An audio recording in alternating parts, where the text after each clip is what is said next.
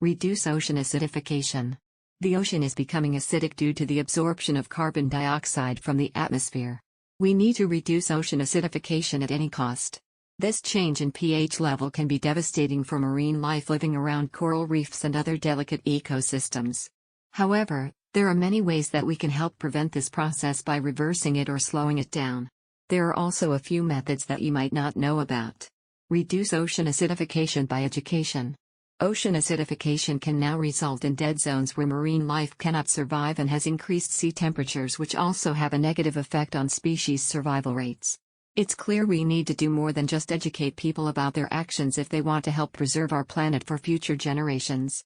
Ocean acidification is set to destroy our oceans and all life that lives in them if we don't take action soon. However, scientists have discovered something promising. Education can help combat this damaging phenomenon. By educating citizens about how they are contributing to the cause and ways they can do their part, such as limiting pollution, may be enough. Reduce ocean acidification. Reduce ocean acidification by controlling population. Ocean acidification has horrible consequences for marine life, but controlling population can help. When humans consume food and drink, their waste enters the water system, which causes an excess of CO2 that makes it difficult for coral reefs to form calcium carbonate shells. The more people there are on Earth, the less chance we have at saving our oceans because they're being polluted faster than they can heal themselves. Ocean acidification is a major threat to our planet.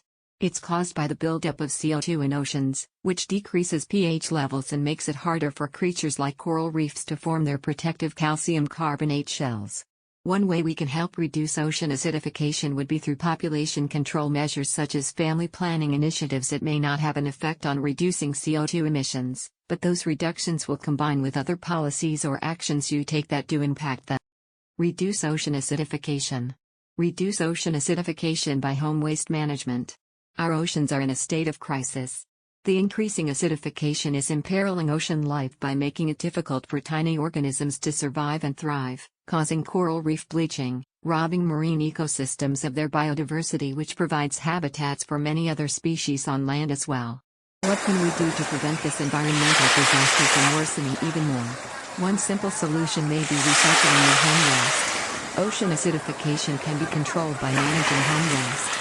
This is because household trash, which contains items such as food scraps and egg cartons with a plastic lining that holds the yolk in place, will release corrosive gases into our air supply when it decomposes instead of breaking down naturally like plants do, thus lowering pH levels on Earth's surface water. So if you want to make sure oceans are able to maintain their natural balance for years to come across all life under them, make an effort at sorting through what goes where. Reduce ocean acidification. Reduce ocean acidification by industrial waste management. There is a potential solution to help with the ocean acidity problem. It can be controlled by industrial waste management, which will lessen levels of carbon dioxide in our atmosphere and oceans while still providing us with energy for electricity production. Carbon emissions are one cause of increased CO2 levels that lead to an increase in water temperatures as well as atmospheric temperature change, all factors contributing towards global warming at alarming rates. However, there may be some relief coming from an unlikely source: industrial waste management. By managing these wastes more efficiently through recycling or finding other methods like composting, we could potentially diminish this serious issue before it gets out of hand. Reduce ocean acidification by reducing the use of fossil fuels. A great way to combat a rapidly acidifying ocean is by reducing the amount of fossil fuels we use. For every gallon of fuel burned, about 20 pounds or more ends up in our oceans and can dissolve into seawater, which causes an increase in carbon dioxide levels. This process has been happening for decades with devastating consequences. Over 250 million tons annually are dissolved. In order to save our oceans, we need a solution that will reduce the emission of CO2 into the atmosphere. One such possible remedy is switching over from fossil fuels to renewable sources like solar and wind power. Reduce ocean acidification by reducing carbon pollution. The ocean's acidity is changing and scientists don't know the extent of this change or how it will affect life in our oceans. It has been suggested that if we want to help slow down these changes, then reducing carbon pollution would be an effective way to do so.